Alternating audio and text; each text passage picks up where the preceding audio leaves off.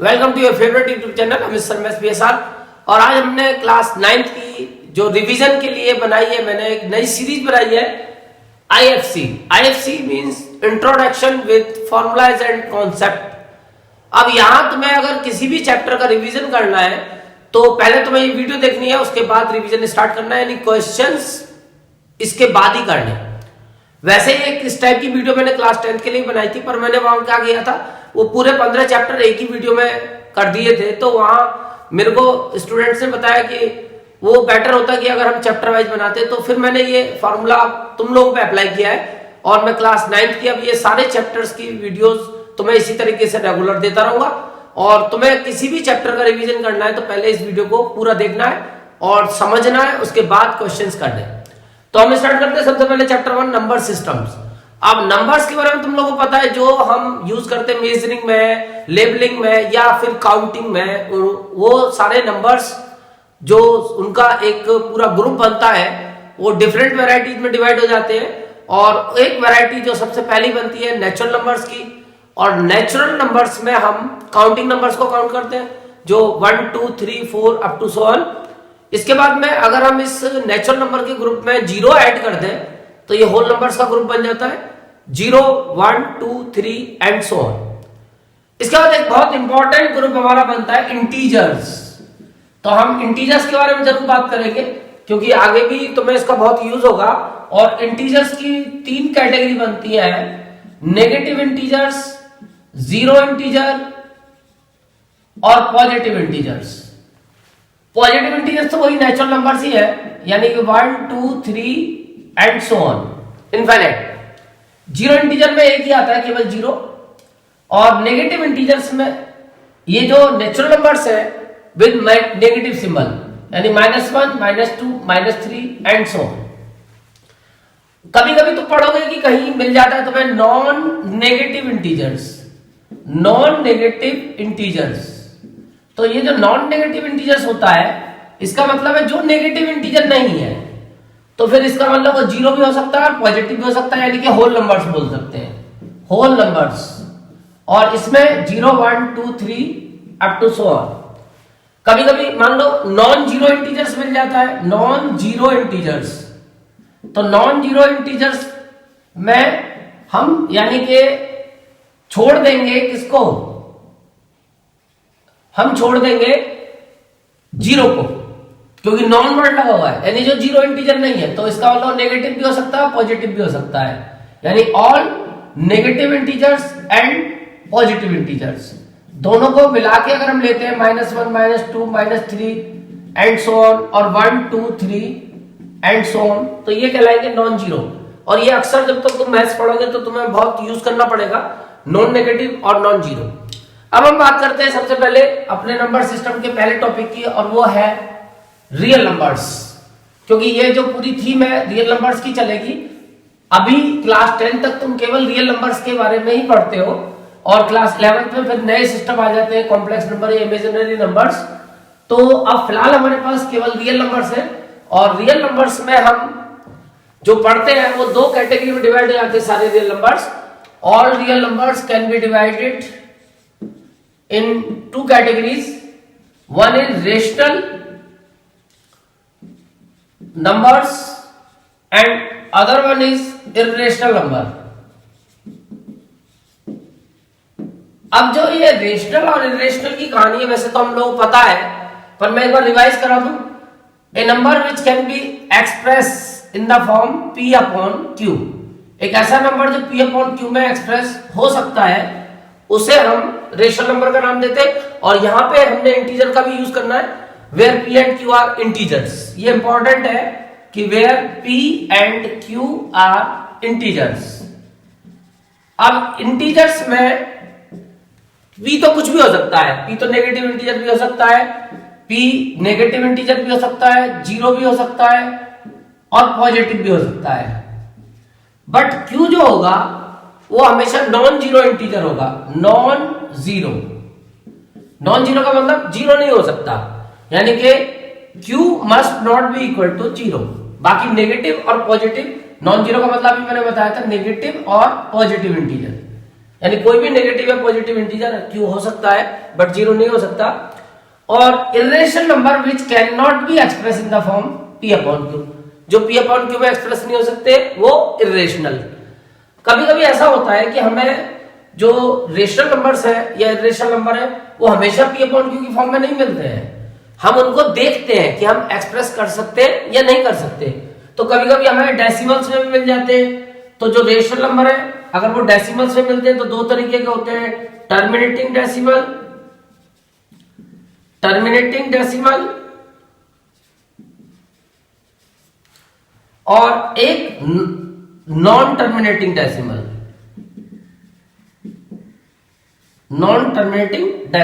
लेकिन non terminating दो तरीके के होते हैं, एक तो रिकरिंग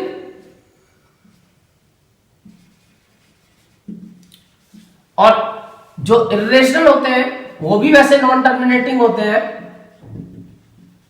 लेकिन ये नॉन टर्मिनेटिंग में नॉन रिकरिंग होते हैं। नॉन रिकरिंग, ये जो रिकरिंग वर्ड है या रिपीटिंग वर्ड है इसका मतलब है कि डिजिट एक रेगुलर इंटरवल के बाद रिपीट होगी रिकरिंग में, और इसमें डिजिट एक रेगुलर इंटरवल पर रिपीट नहीं होगी। जैसे फॉर एग्जांपल टर्मिनेटिंग, जैसे 1.256 फुल स्टॉप, तो ये टर्मिनेटिंग डेसिमल है क्योंकि आगे कुछ नहीं है। नॉन टर्मिनेटिंग रिपीटिंग या रिकरिंग, इसमें जैसे 1.1212 and so on dash dash dash, ये डैश होना बहुत जरूरी है, इसी डैश से तो नॉन टर्मिनेटिंग बनता है। अगर ये डैश हटा दोगे तो टर्मिनेटिंग बन जाएगा। तो अब इसमें तुम देख रहे हो 1 2 ये आगे इनफाइनाइट टाइम्स रिपीट हो रहा है ग्रुप। जरूरी ग्रुप हो, एक सिंगल डिजिट भी हो सकती है, एक ग्रुप भी हो सकता है, नंबर ऑफ डिजिट्स ज्यादा भी हो सकती है रिपीटिंग। और नॉन टर्मिनेटिंग नॉन रिपीटिंग में जैसे 1.1010100001 डैश डैश डैश, ये जो डैश है ये तो नॉन टर्मिनेटिंग की पहचान है। बट यहां तुम देखोगे कोई भी डिजिट या कोई भी ग्रुप ऑफ डिजिट एक रेगुलर इंटरवल पर रिपीट नहीं हो रहा। जैसे 10 पर ये 01 आ गया। मान लो दो डिजिट 3 डिजिट पे लेके देखो, 101 और यहाँ 001 अलग अलग आ रही है। तो तुम कहीं भी इसमें देखोगे ना तो कोई डिजिट और ना कोई डिजिट्स का ग्रुप एक रेगुलर इंटरवल पे रिपीट करेगा। तो ये होते हैं फिर नॉन टर्मिनेटिंग नॉन रिकरिंग। अब जो हमारे पास क्वेश्चन आता है वो क्वेश्चन आता है, एक सबसे पहला क्वेश्चन बहुत ही बेसिक हमारा रेशनल नंबर के बेस पे क्वेश्चन है, और वो है कि हमें कुछ रेशनल नंबर फाइंड करने होते हैं। तो उसके लिए मैं तुम्हें एक फॉर्मूला बता देता हूं कि हमें कुछ रेशनल नंबर फाइंड करने होंगे।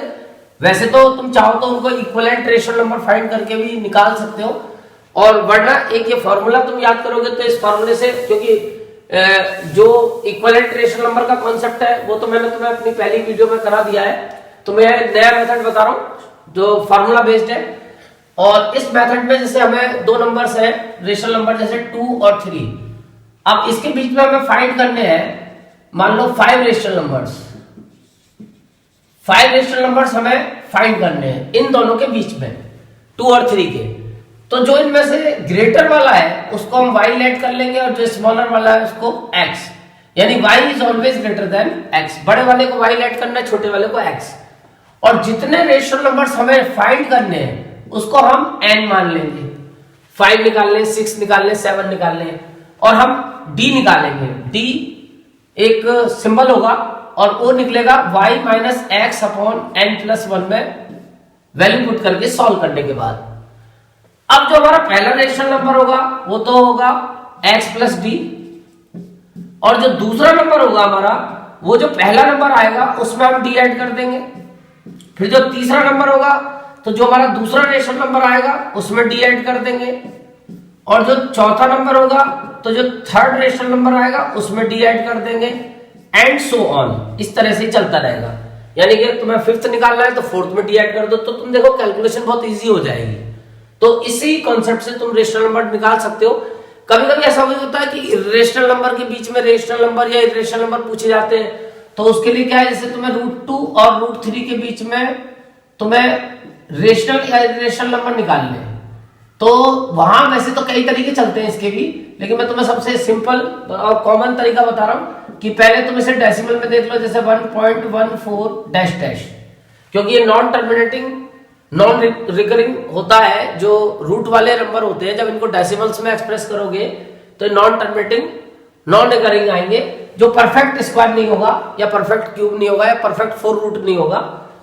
अभी जो मैं इरेशनल नंबर की डिटेल तुम्हें बताऊंगा उसमें समझा दूंगा।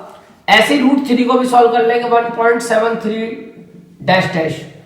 अब इसके बाद इनके बीच से तुम बहुत सारे रेशनल इरेशनल नंबर निकाल सकते हो।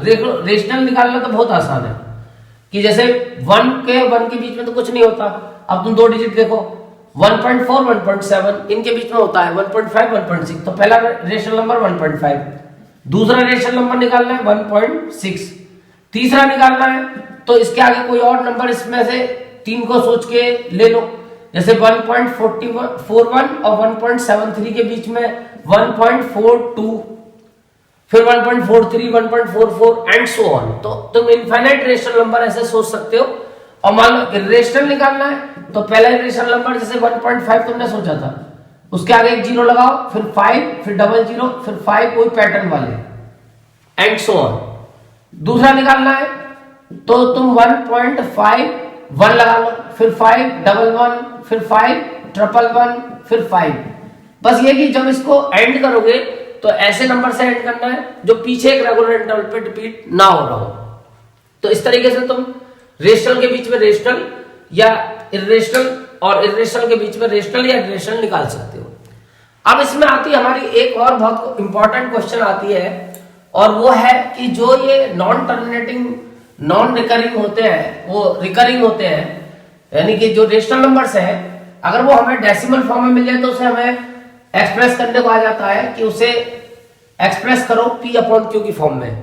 तो ये जो कॉन्सेप्ट है बहुत इंपॉर्टेंट है, क्योंकि जो नॉन टर्मिनेटिंग रिकरिंग है उनको हम कई बार से बार में रिप्रेजेंट कर देते हैं। जैसे मैंने बताया, सपोज करो तुम्हारे पास एक नंबर है जैसे 17/3। अब ये है तो रेशनल नंबर, बट ये तुम्हें मान लो डेसिमल फॉर्म में मिल जाए, जैसे इससे 3 से 17 को डिवाइड करो, 3 5 जा 15 और बचे 2 0 हो गया, 3 6 जा 18 एंड 6 6 6 6। अब ये हमने डेसिमल में एक्सप्रेस कर दिया। इसको चाहे तो देखा हम 6 बार बार एक रेगुलर इंटरवल पर रिपीट हो रहा है तो हम इसको 5.6 बार भी लिख सकते हैं। अब वो क्वेश्चन आएगा कि इस 5.6 बार को इस फॉर्म में लिखो P/Q की फॉर्म में, तो तुम क्या करते हो पहले इसको ऐड कर लेते हो, x = 5.6 बार। अब जितने डिजिट के ऊपर बार लगी होती है, एक के ऊपर है तो 10 से मल्टीप्लाई करनी है बोथ साइड, 2 के ऊपर है तो 100 से करनी है, 3 के ऊपर है तो 1000 से। तो तुम इसको मल्टीप्लाई कर दोगे, पहले multiply by 10 on both side. ये जरूर ध्यान रखना दोनों तरफ करना है। तो इधर तो 10x हो जाएगा और इधर जब इसकी 10 से इंटू करोगे 5.6 बार की, तो एक बार में से 6 इधर शिफ्ट हो जाएगा और ये आ जाएगा 10x = 56.6 बार। अब इसमें से माइनस कर दो, तुम्हारा आंसर आ गया। तो बार से बार तो कैंसिल हो गया, डेसिमल के बाद तो 0 आ जाएगा और 56 में से 5 गया तो 6 - 5 51 और इधर 10 में से 1 गया तो 9x, तो x इक्वल आ गया 51/9। इसको तुम कैंसिल कर सकते हो, 3 से 3 1 जा 3, 3 7 जा 21, ये आ गया 17/3। तो ये बार वाले नंबर को रिप्रेजेंट करना तुम्हें आना चाहिए। इसके बाद अब हमारे पास जो मेन कॉन्सेप्ट है वो है कि जो इरेशनल नंबर है उनकी 3 वैरायटी होती है, क्योंकि ये वाला कॉन्सेप्ट तो हमें यूज करना ही है, जो स्टार्टिंग के कॉन्सेप्ट है, बट ये इतने ज्यादा डिफिकल्ट या वो नहीं है खतरनाक वाले। एनुअल के पेपर में कभी कभी तुम देखोगे जो मेन क्वेश्चन आते हैं वो इस बेस पे आते हैं कि जो इरेशनल नंबर है वो 3 कैटेगरी के होते हैं। एक तो पाई सबसे पहला रेशनल नंबर है, रेशनल नहीं है। बहुत से लोग कंफ्यूज आते हैं, कभी एमसीक्यू में आ जाए, कहीं पूछा जाए तो पाई एक रेशनल नंबर है। और वो जो 22.7 या 3.14 इसकी वैल्यूज होती है पाई की, जो हम यूज करते हैं वॉल्यूम सरफेस एरिया में, वो अप्रोक्सीमेट वैल्यू होती है, एग्जैक्ट नहीं होती, इसीलिए नॉन टर्मिनेटिंग नॉन रिकरिंग में आता है। तो ये इरेशनल नंबर है, जब इसे डेसिमल्स में एक्सप्रेस करोगे तो ये नॉन टर्मिनेटिंग नॉन रिकरिंग आएगा। इसके अलावा एक जो पर्टिकुलर पैटर्न बेस्ड डेसिमल होते हैं, जैसे 1 पॉइंट में अभी एग्जांपल बताया था 10 100, ये भी इरेशनल नंबर है। और एक रूट वाले होते हैं जिनको हम बोलते हैं सर्ड्स, जिनके ऊपर ये रेडिकल साइन लगा रहेगा, स्क्वायर रूट या क्यूब रूट या 4 रूट, ये सब इर्रेशनल होते हैं। 4 रूट 4 या 4 रूट 5 कुछ भी हो सकता है, जिनका ये रूट कैंसिल ना कर पाए हम पूरी।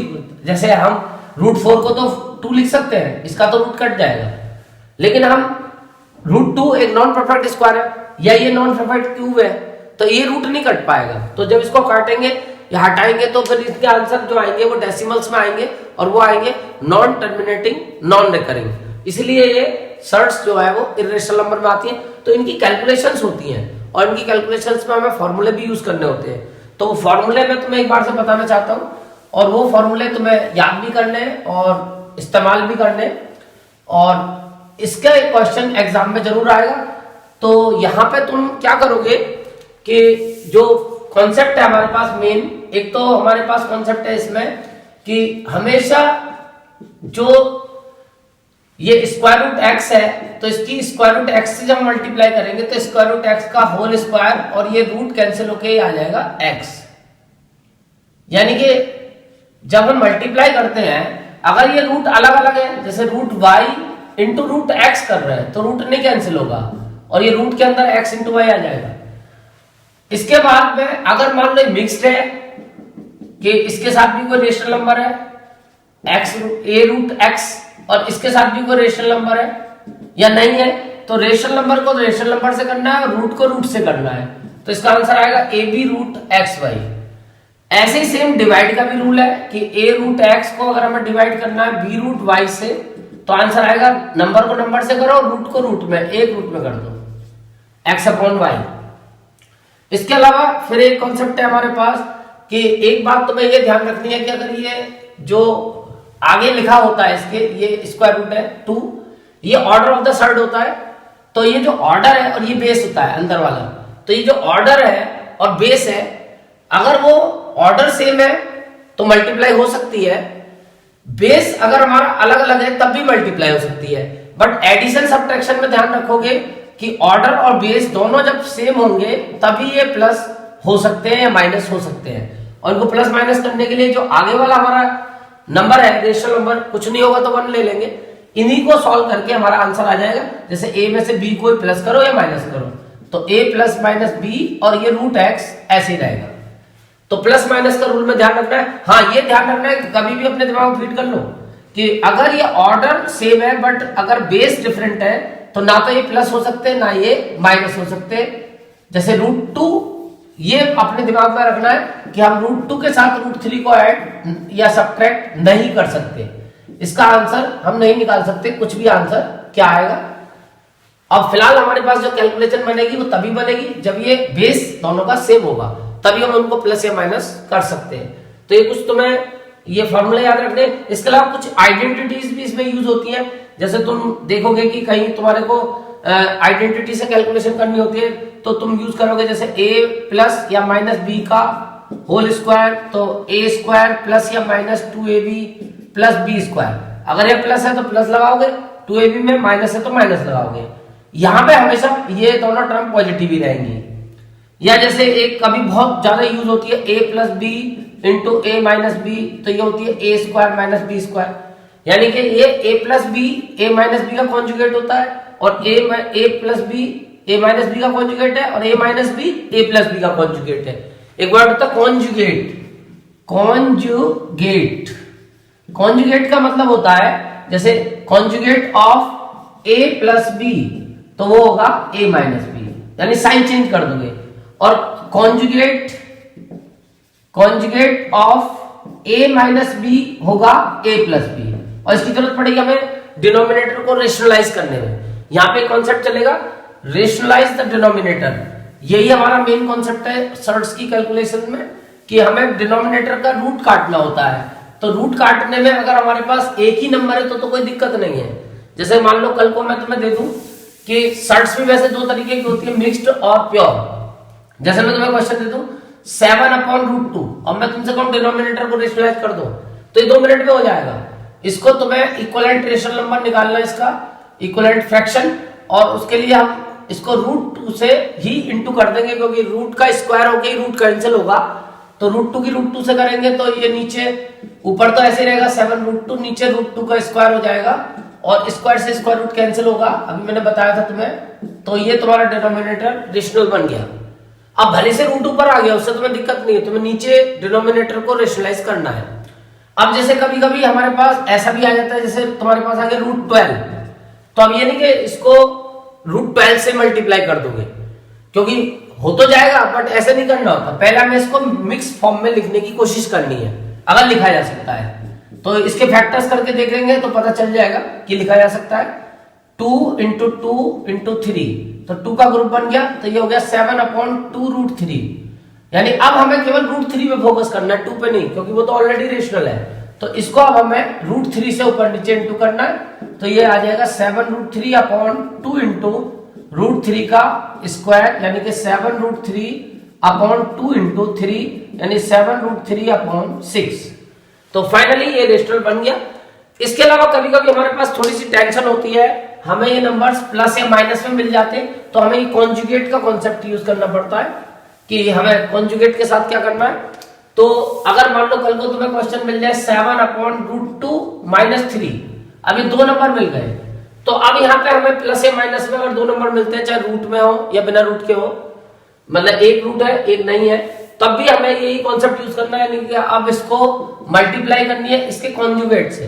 तो कॉन्जुगेट a प्लस बी का तो a माइनस बी होता है और a माइनस बी का a प्लस बी होता है, तो डिजिट तो यही लिखनी है, बस साइन चेंज करना है।